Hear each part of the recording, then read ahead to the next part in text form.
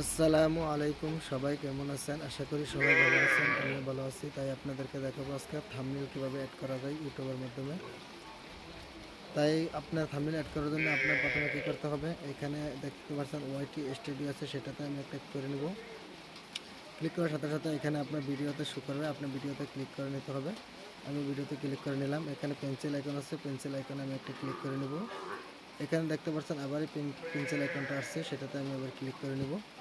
এখানে দেখতে পাচ্ছেন থাম্বনেল অ্যাড, থাম্বনেল এটার মধ্যে আমি ক্লিক করে নেব।